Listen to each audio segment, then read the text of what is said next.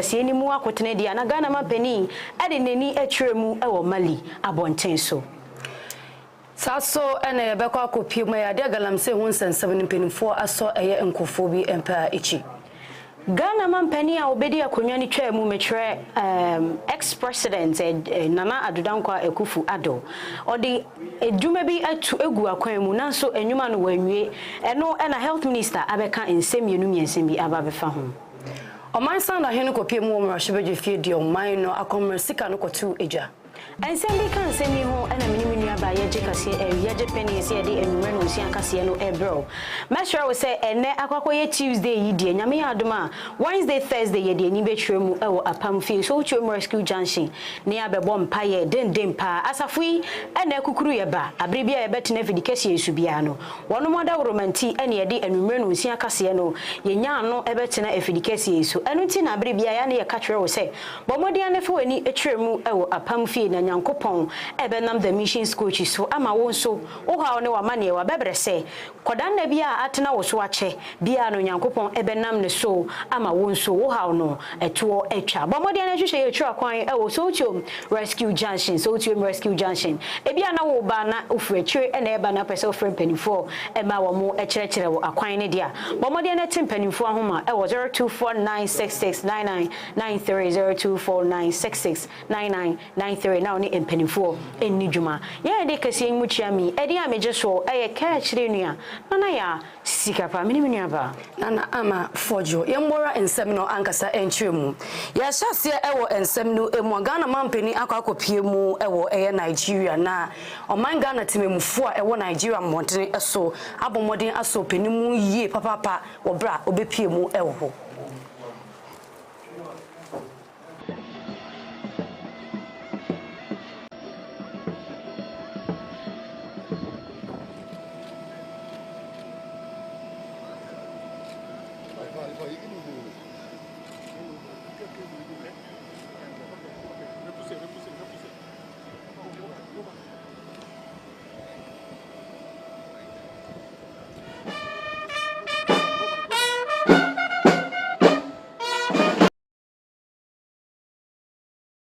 Penny Nsroma Kaseɛbɔ ena odinani etwiremu ewo Burkina Faso na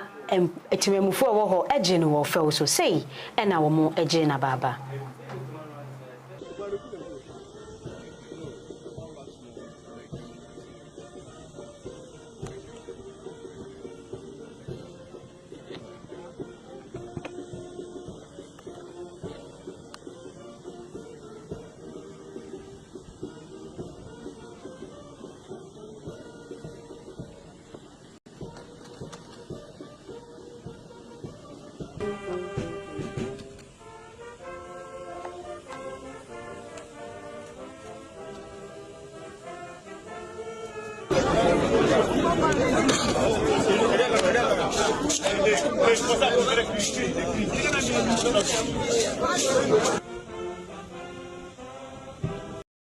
Akwansra senya Ghana mampani tia ni nechi from man Ghana mu na okopie mu ewo ndije na afei no manli na afei Burkina Faso ni nyina eye nsrahya opani ni de ntoabo akwakopie bu ewo ho na Ghana mampani impempren ade wakakopie mu ewo Burkina Faso wakakohia eye president a odono ewo ho ensem bebre na opani no ede atu eja okyeremu se onim se eye nkronkro bebre no abembe oman Ghana enintin protocol se ne beka se ye neighboring countries na enu no opani no ekyeremu se wonya na ntie se ECOWAS no enkofo dodo no a na efirim ebi eye Niger eye manli na afei Burkina Faso na nso wo bro kohyia mampani wo Burkina Faso ne nechichi nkomo no opani ne de nsem ba komienu bitu nanim eni nti se ne wakwakoye Ghana mampani no o twen se ECOWAS mpedimfo besinkunya na okopie mu ewo ha obehye na nsem a eye Burkina Faso president ade tu nanim no wono ede atu eja no wogidi mapase empenimfo besomu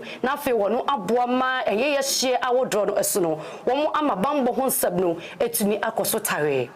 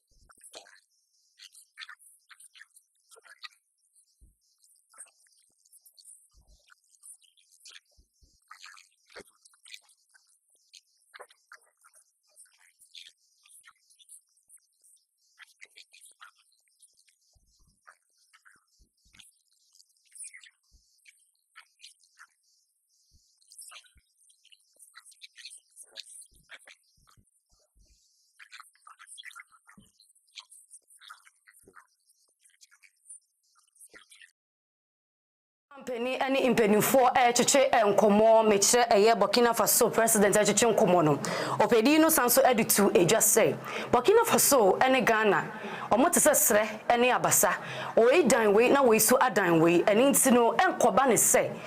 otubata aba Burkina Faso a na wo se ojenkrato de firo bi ho ansa na wa bepie mu ewo eye sa eye brono no eso anakro no emu na no opedi no ede atu just say ana Ghana mampeni de atu just say wa akana mamre no emu no se obi akere wodo a wo so na de tie no ukonipa ne nche ne wakwakoda na se eni ntini sanya eye abato ne kosu ewieye na wobra wode eye afuna ehye ni nsem esuanye no empenifo dodo no a efreye Burkina Faso ede wono etitai beta na chi edi nti ehu hia se oba na ode inase a ese ede ma empenifo ne toso mienu obeso onkentin eye ejedie no a eda Burkina Faso e na afi oman Ghana emu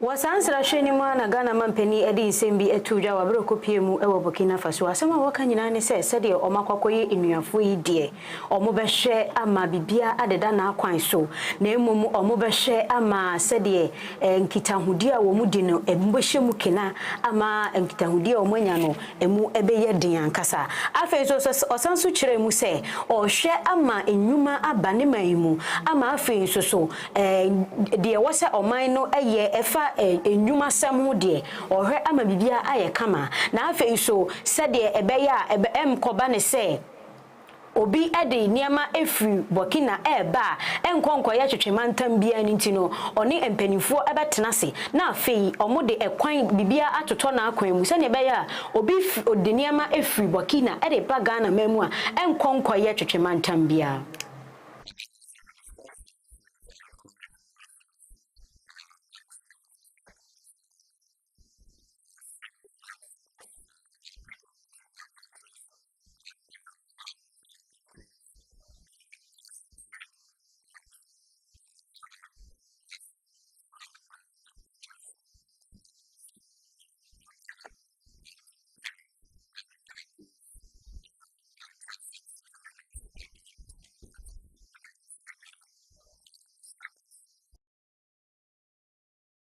Mampeni His Excellency Ora John Dramani Mahama eye ne nto abo a ode akwakopie mu ewo eye ebibiri mu atoye mantam no emu na fe yemfa yeni enhwemu ewo mrahyebeja efie na edom kuma no anobo ani deni eni Ora Alexander Kwame na afenyoma ken openi no de nsam atu eja ni nyina no efa eye oman fotosamfo ne mbaye a oba bekenkan oman no eye akomresika a yede ba bebo oman Ghana ho ebra na openi ni gina Piesuru and some would draw the two eja and say electronic levy I attended TFN levy no a dear NDC a banted true and a Ghana mampeni bedram rashabe de fear or minor bobreno or casa ye a fasa levy no a home what you musu be a dear friho na no Alexander Kwame na fenyo maken at the atu eja or chemu say san levy NDC a buying a person will ye a defeated waddle and no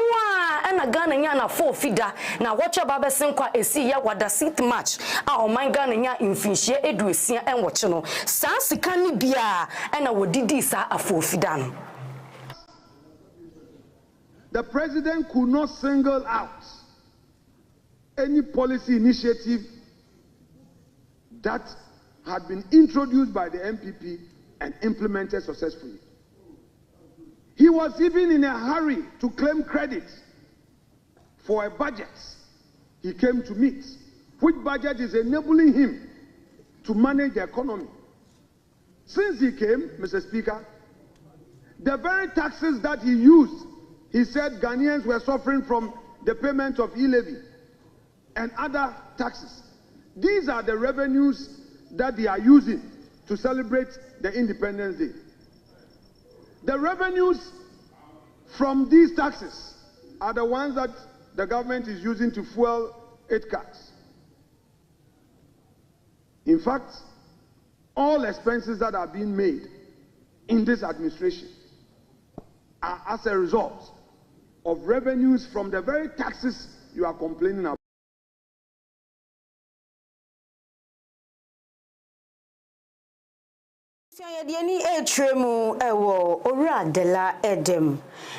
NDC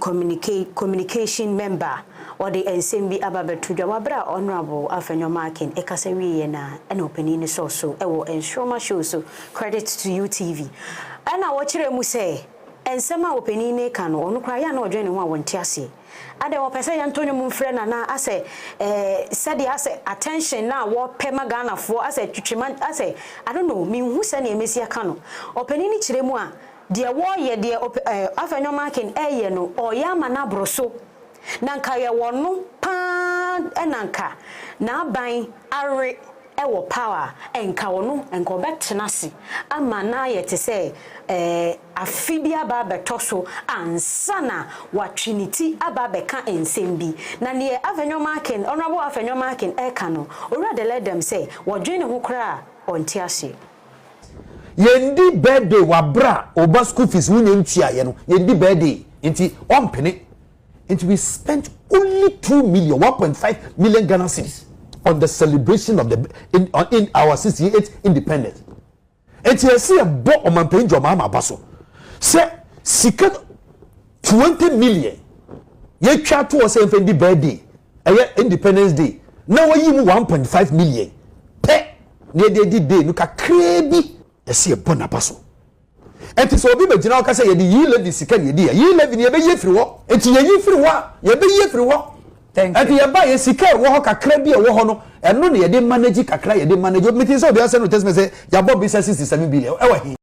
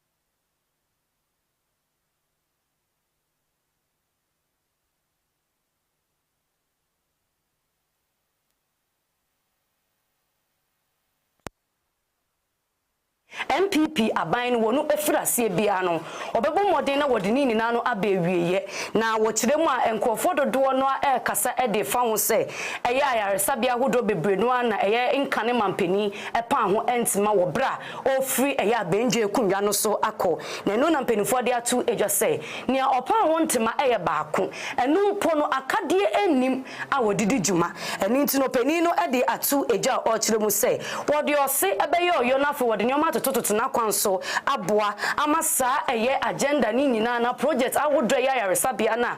MPP aban enwie no NDC fo ebewie de amatememufo ama won etumi akwakoje ayareshe ewu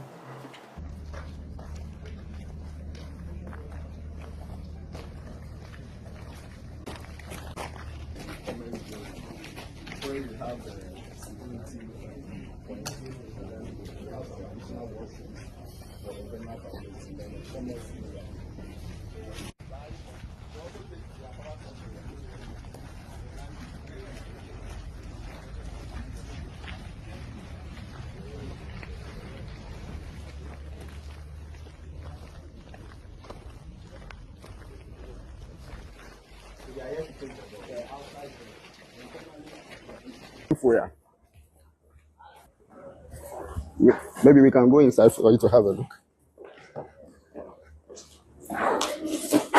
Is it open? NHIS offices and some other first point of call. Let's do the lab. Let's go to the lab. Lab. Okay. I think some of you can pass the other road and the adjoining.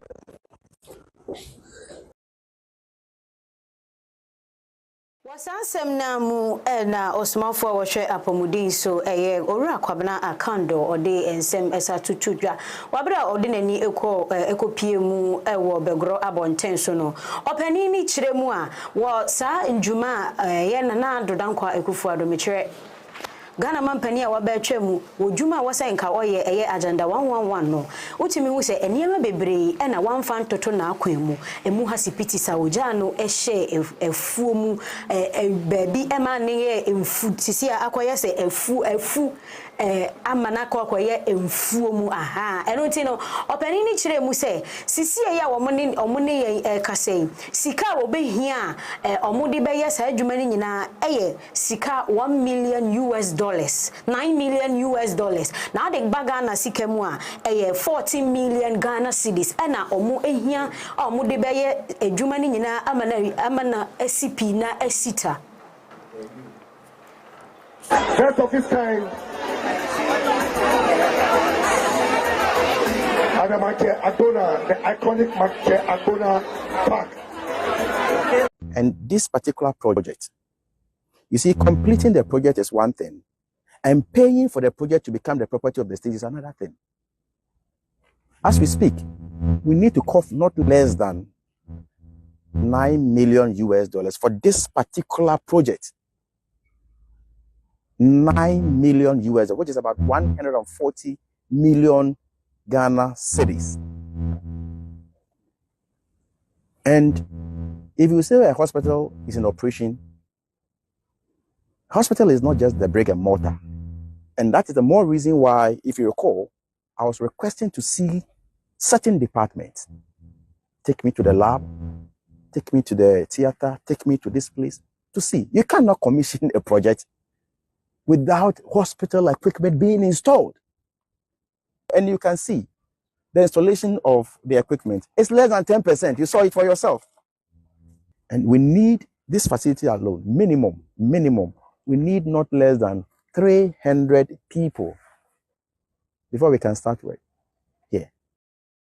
Ikase yakwatene nka eyeswafo no hye apomudin ensem eso orakwabena minta akando yefisa ensem na fe yakọ nkane swafo a na ohye oman sikasab entoto ye eso oraken ofori ata ensem bebre no a na ababe fodi openi ni nyina ene se enche ye na Office of the Special Prosecutor orakisi ejaben ede enkata bambontene de koma oraken ni fie ema ni security na eje enkrata no nyina ene se orakisi ejaben ana OSP atonsa edi afre opedi no se wobra na oye oman sanda hene no ototo nyoma se papa yie wo hye Ghana Revenue Authority wo hye yaso ya hodro bebre ne nkrata sam ni sikasam a sabe efa ne nsase eninti ehu behia se opedi no oba ba pie mu ewo OSP asoye na afen hyehyɛ mu mapa no wetumi bisa openi no eyi na no ewo sa ensab no ehum we nam so Mora Alexander afenyoma kinje mu mo mra hye be de fie akase mu a edema orake no fori atase openi na tie ni ewo akwesibo ni kro mu okwakwaje ayarehye esanse na hoodin no ensisi so yie sane ese efata emo openi ni kwa ditu ejese hebe me ani epu bosum ni mu de oraken ofori ataba be pie mu ewo oman Ghana emu na fei Office of the Special Prosecutor orakisi ejaben insemfu ahodro bia na kosa bia obeso obisa openi no obetumi eyi anom edi amano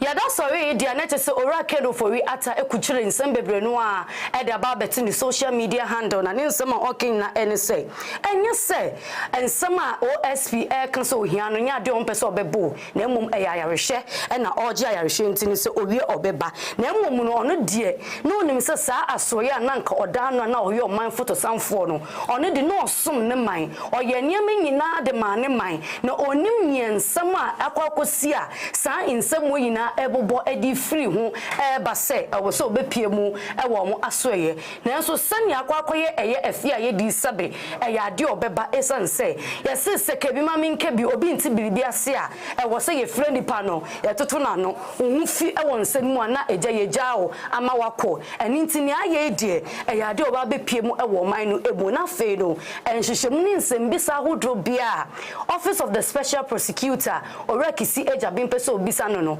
obeyi ano ede amano. Ya free and semi so na ye de ani atremu e won sem fufuru mu dia na ye de ani ebetremu e wo Jamestown a e wo enkran pumpuni mantemu hanom sei eye na no Saturday no me de mu ko mochi kakra enana eye Women's Day na eye ni jusema nkasa won nim se e ma edru National Women's Day na Women's Day na eye na nipa bebre na eye adoye na eni jusem ene se Magdan Foundation abomodia aye ma sebi wo mu ho kani afri mu oba sebi ono nko akoye aja 20 million adoye na mama womo eniema omubetimi ede enuane kakra omude be timi ede aye aduane ade ama mofra no adokodoko de na kyese eye nigye ewo Jamestown pa ye no na ye twe ben nkofo ni mu bi ene yebisa wo mo na asema mo kan nyina ne se eye omanije na omani eso adoye kese a wono mu aye ama wo mo Adamake Agona, the iconic Make Agona Park.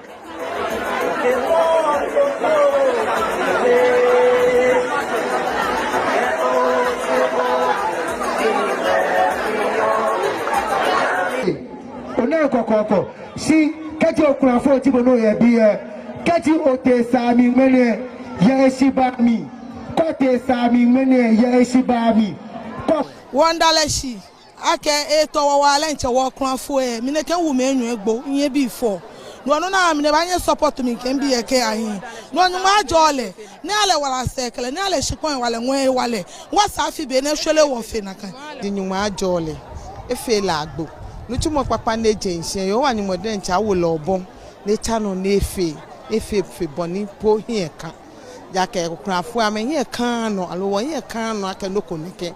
wo no na efe na ji no koni esa wo hie wo wondaleshi okenyumo ahale hiwale ne nutumo na etu ofen eya no ofen no na efio eya no wani modern che awole hiwale. My heart always gladdens when I see the poor very, very excited. You know where I'm coming from and you know where I stand in this country when it comes to giving back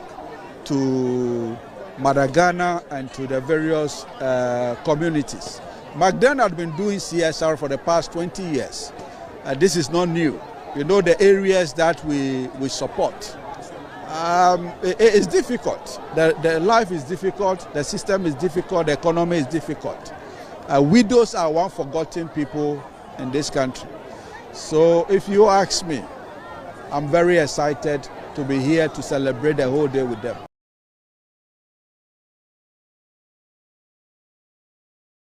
Abusia mama yemfa yani entremu ewo nsemfufuro mu dia Ghana mampani a wabedi akonwa netwam mekire His Excellency Nana Adodankwa Ekufu Ado wagina simpie so ede nsembi atodwa na asem no waka no wansere kra na kyese asem no na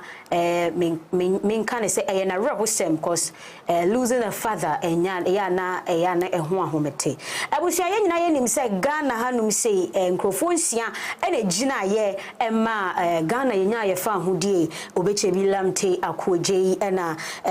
Dr. Kwame Nkrumah ena Edward Ekufu Ado ene wana wo mokeka ho bebre wo ena wo mugina ma ye adina ye fa hodie eno ena Ghana mampani a wabedi akonya ne twam His Excellency John B Dankwa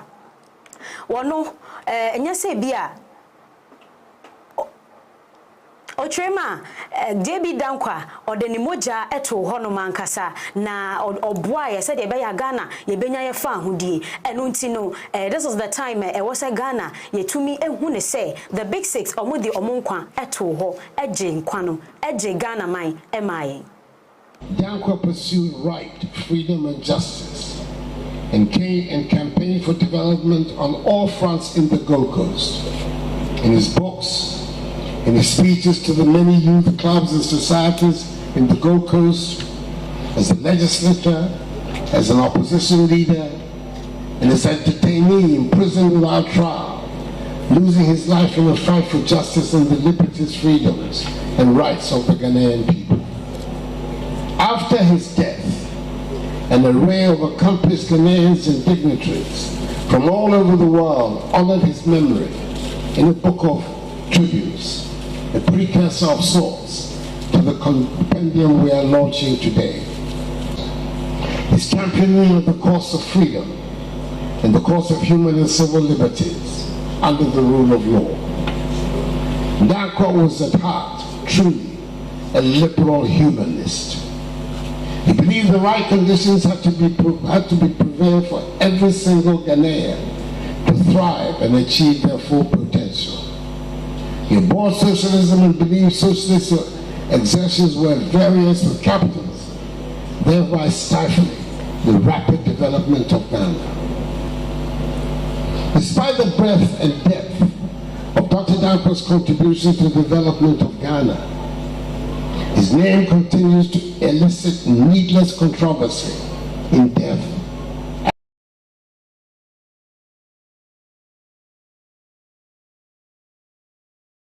University of Cape Coast ye twentia efren UCC empenifo ne lectures wo ho ede wo mo akade wo de ekirade nyina atofem wono musitin tontan wo mo enkire ade biemu esanse Ghana hanum se enu ne wunim de nka wonimu ne se ofiri no wakobi na openia wakasa ye professor Yimano Kwabena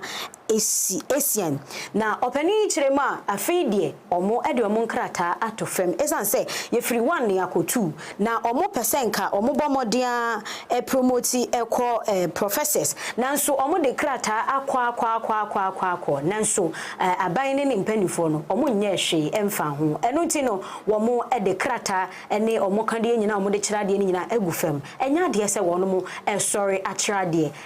unless say ya promote omo akoba bia omo epese omo edru abrabom ansana omo afa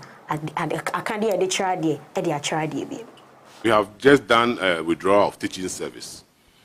but we are actually at work doing research and community service. University of Cape Coast has had this medical school for I think the past 17 years, and since the start of this medical school, it became necessary to engage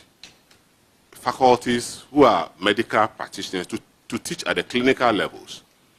And in Ghana, or everywhere in the world, what one needs to teach at the clinical level is the fellowship of a recognized postgraduate medical college. And once you join with that qualification, you are able to rise to the highest academic level you get to. But for UCC, when it got to the point that people decided to apply from associate professor to full professor, then we got the impediment that you need to have a PhD, which nobody has. No medical doctor does PhD in Ghana. So as soon as we tried with application, we got that feedback. Then we decided to embark on an action. That was about over a year ago. There's no way you can get anybody with PhD to come and teach somebody. Make us Nsroma Kaseɛbɔ.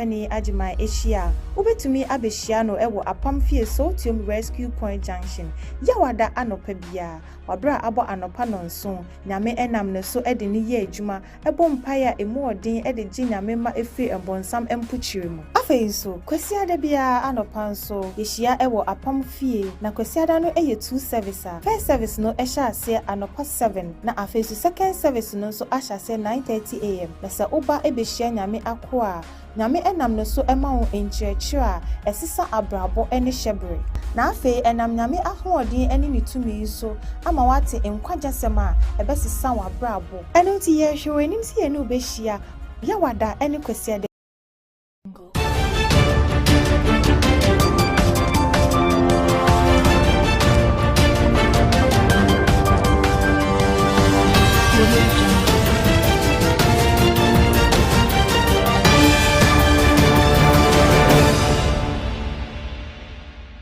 Sisa oje bre ema yetwa ye ho ebaye afeje bre ne tie kase ni mudi aka watwe nyina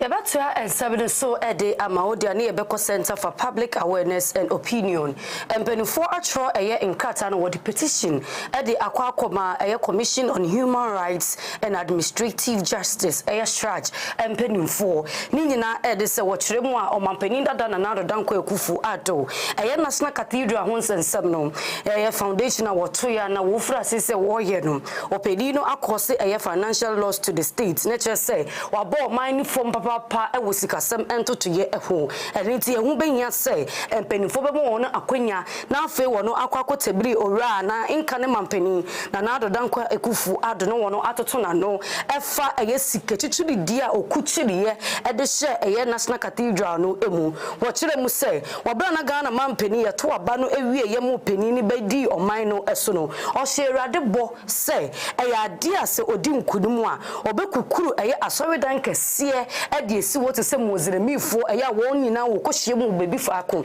eye nkenyan sum e Christopher so ye benya binti ye de no ene National Cathedral ye hu ni ti ehu ni sre ne yakwa ko hu ni nsa eno ena penifo se wogina eye section 179A ewo Criminal and Other Offences Act no emu ena wodi e kasa ensami eni nti ehu behia se penifo be ma won go ahead se wonko enkofa nkane mampeni na wontoto na no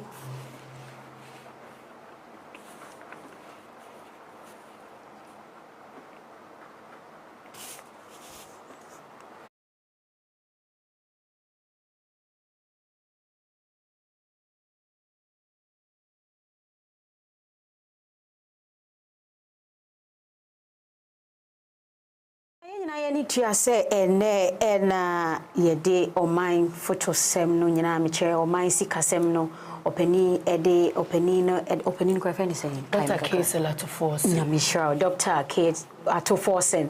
ebo modia epense mu na okan sembi abusia osade ensem foforo atu dwase wotwe ben Ghana for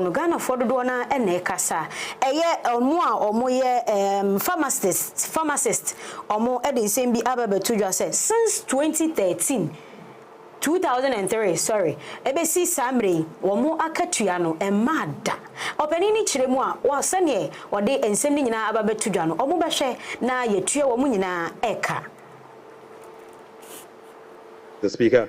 we also engage the youth of Ghana in a dialogue on social media as part of our new budget consultation. The Speaker, during my engagement with the youth, it was revealed that 321 pharmacists who were employed since June 2023 have not received their salaries. We will take urgent steps to remedy this situation immediately. Right Honorable Speaker, this conversation was an eye-opening experience, one that strengthened my belief that the voices of the youth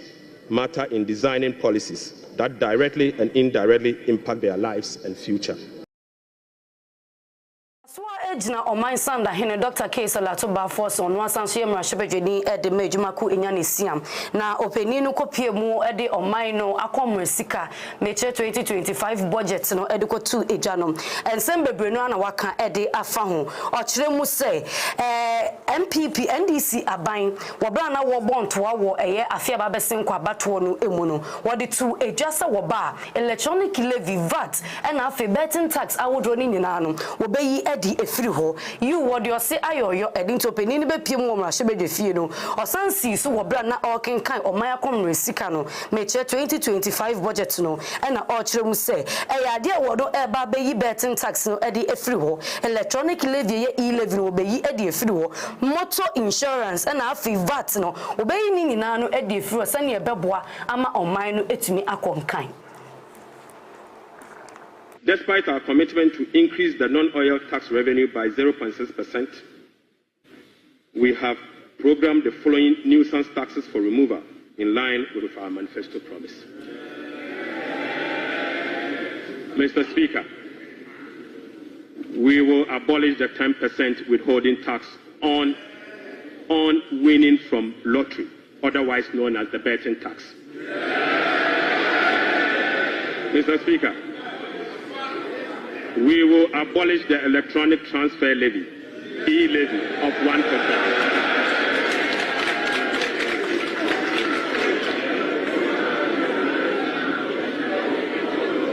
Mr. Speaker, we will abolish the 10% withholding tax on betting. We will abolish the emission levy, otherwise as a Wusie tax.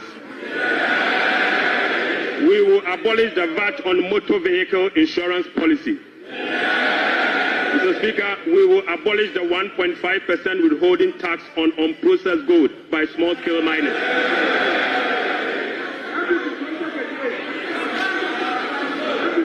Mr. Speaker, the removal of these taxes will ease the burden on households.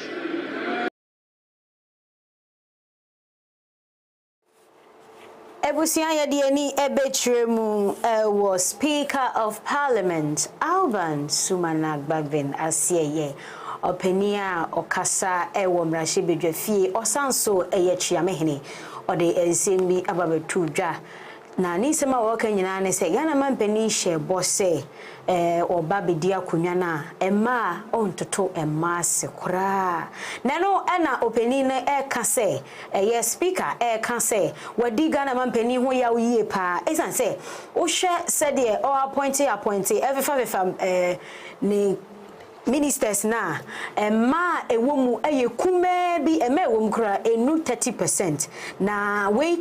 amanase akoyese wedi Ghana mampani ho yawo ezan se bosha wo share yese oba no obema ema adwumani titriu ene mrahye bedwafie no ase onhyeda enhu ni yi to reiterate my earlier comment made on the floor of the House that I am determined to hold the government to account in making sure that the provisions of this act are totally implemented.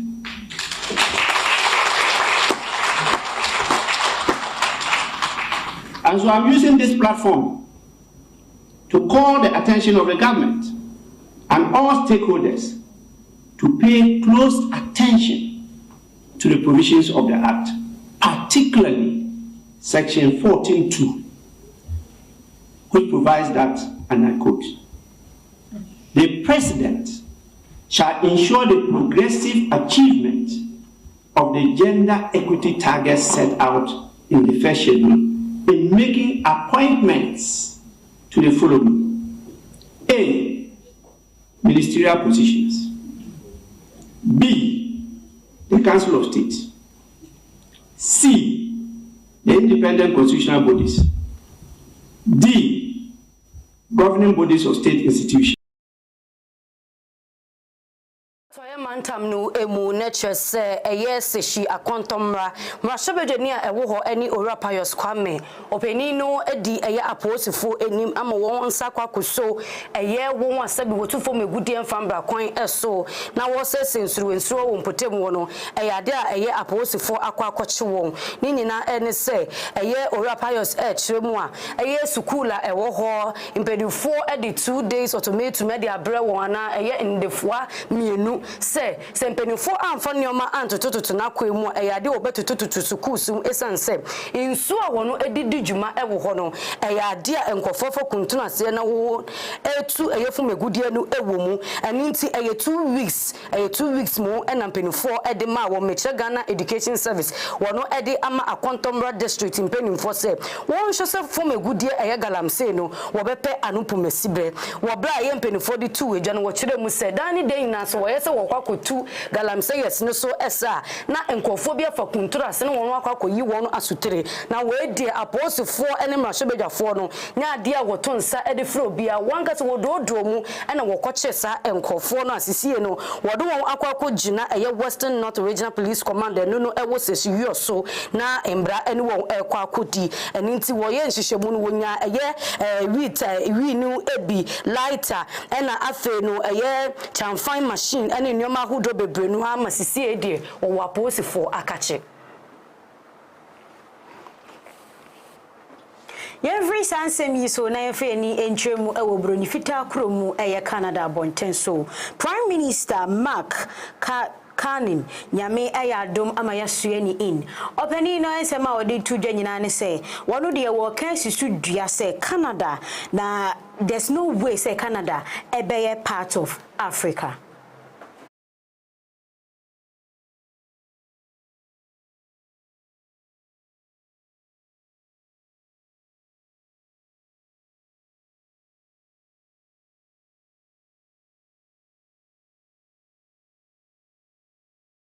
So jinemu ewo obi manso ne se Kenya man no emu na ye ko na ye kopie mu ewo hode a Kenya president ani Williams Ruto abomoden atam sika chichiridie edi akwakoma asafo ewo ho mechire Jesus winner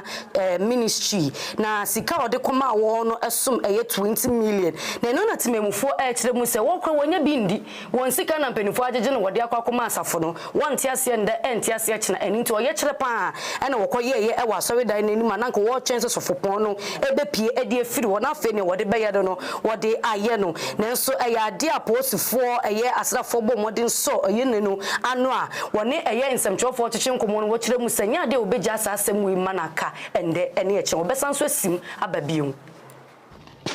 For the better part of Sunday, Roysambu was a battlefield. Defiant and determined youth clashed with riot police, aiming to breach the barriers blocking their path to Jesus Winner Ministry Church. Their mission, a full refund of the Kenya shillings 20 million donated by President William Ruto during last Sunday's fundraiser. Money, they insist, belongs to struggling taxpayers.